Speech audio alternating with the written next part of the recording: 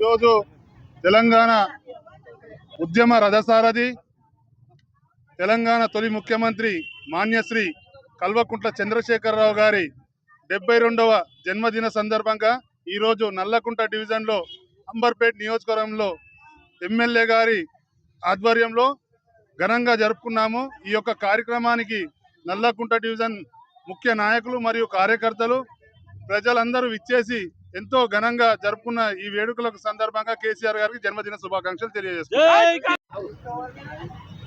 తెలంగాణ రాష్ట్రాన్ని సాధించిన యోధుడు ఎన్నో కష్టాలు కోర్చి ఎన్ని అడ్డంకులు సృష్టించినా కూడా మరి తన బాటలో యావత్ తెలంగాణ రాష్ట్రంలో అన్ని రంగాలను కూడా జై తెలంగాణ అనిపించి కేంద్ర ప్రభుత్వాన్ని తల వంచి మెడ వంచి తెలంగాణ సాధించిన కేసీఆర్ గారి 72వ జన్మదినం సందర్భంగా మరి ఇక్కడ ప్యూర్ హాస్పిటల్ చౌరస్తాలో కేసీఆర్ గారి జన్మదినం మా శాసనసభ్యులు కాళేరు వెంకటేష్ గారి ఆధ్వర్యంలో కేక్ కట్ చేసి బీదలకు హాస్పిటల్లో పండ్లు పంచడం కార్యక్రమం చేయడం జరిగింది।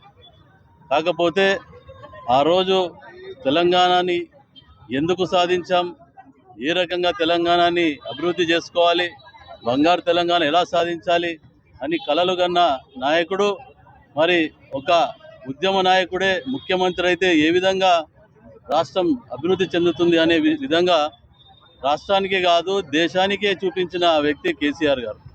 మరి తాను ఆ రోజు కలలు కని బంగారు తెలంగాణ నిర్మాణంలో మరి ఎన్నో సంక్షేమ కార్యక్రమాలు అన్ని రంగాలకు కూడా సంక్షేమ కార్యక్రమాలు ఇచ్చి మరి రాష్ట్రాన్ని బంగారు తెలంగాణ దిశలో తీసుకుపోతున్న సమయంలో ఏదో కొన్ని వర్గాలు వ్యతిరేకంగా చిత్రీకరించి ప్రజలను మభ్యపెట్టి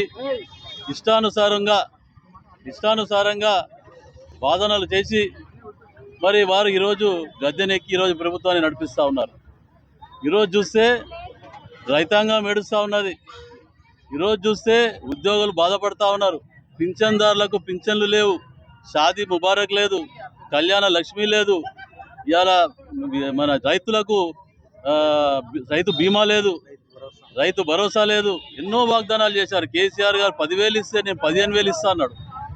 మరి ఎక్కడ అసలు పెన్షన్దారులు అయితే చెప్పుకోలేని బాధపడతా ఉన్నారు। ఈరోజు 2,000 ఇస్తే 4,000 ఇష్టారీతిగా ప్రభుత్వం రావాలి మా చేతికి అనేసి ఆ రోజు వాగ్దానాలు చేసిన నాయకులు ఈరోజు మహిళలకు ప్రత్యేకంగా మహిళలకు 2,500 వాళ్ళ అకౌంట్లో వేస్తా అన్నాడు, తులం బంగారం ఇస్తా అన్నాడు, స్కూటీలు ఇస్తా అన్నాడు। ఈరోజు ఏది ఇచ్చిన పాపాన పోలేదు। ఈరోజు గద్దెనెక్కి ఈ రాష్ట్రాన్ని వంచి ప్రజలను వంచి కేసీఆర్ కన్నా కళలన్నీ కూడా నాశనం చేస్తూ ఆయన చేసిన అభివృద్ధి కార్యక్రమాలను ఆయన ఈ తెలంగాణలో కేసీఆర్ అని అనకుండా చేస్తా అనే వాగ్దానం పూనుకొని ఇక్కడి నుంచి ఢిల్లీ దాకా కూడా అందరూ ఏకమై ఈరోజు కేసీఆర్ మీద దాడి చేస్తూ ఉన్నారు। కానీ ఎంతమంది ఏకమై కూడా దాడి చేసినా కేసీఆర్ గారు మాత్రం ఖచ్చితంగా ముందుకు వస్తారు। రాబోయే రోజులు ఒక పులి ఒక సింహంలాగా మళ్ళీ కథన రంగంలోకి వచ్చి ఈ రాష్ట్రాన్ని అభివృద్ధి పదంలోకి తీసుకుపోయే నాయకుడు ఏకైక నాయకుడు ఆయన ఒక్కడే అని ప్రజలు విశ్వసిస్తున్నారు। కాబట్టి ఖచ్చితంగా రాబోయే రోజుల్లో కేసీఆర్ గారు వచ్చి మళ్ళీ ఈ రాష్ట్రంలో బీఆర్ఎస్ పాలన వస్తుంది, కేసీఆర్ గారు ముఖ్యమంత్రి అయ్యేది ఖాయం। అది ప్రజల గుండెల్లో ఉన్నాడు కేసీఆర్ గారు, ఖచ్చితంగా మళ్ళీ కేసీఆర్ వస్తాడు। కాబట్టి అందరూ కూడా ఈ రాష్ట్రంలో ఉన్న బీఆర్ఎస్ వర్గాలు కానీ నాయకులు కానీ కార్యకర్తలు కానీ అందరూ కూడా ఏకంగా పనిచేసి కేసీఆర్ గారి వెంట నడిచి ముందుకు పోవాలా। ఖచ్చితంగా ఇంకొక 2 సంవత్సరాలు ఆగితే వేచి చూస్తే మళ్ళా మన రాజ్యం వస్తుంది, మళ్ళా స్వరాజ్యం వస్తుంది, రామరాజ్యం వస్తుంది, మళ్ళీ ఖచ్చితంగా బంగారు తెలంగాణ వస్తుంది। జై తెలంగాణ।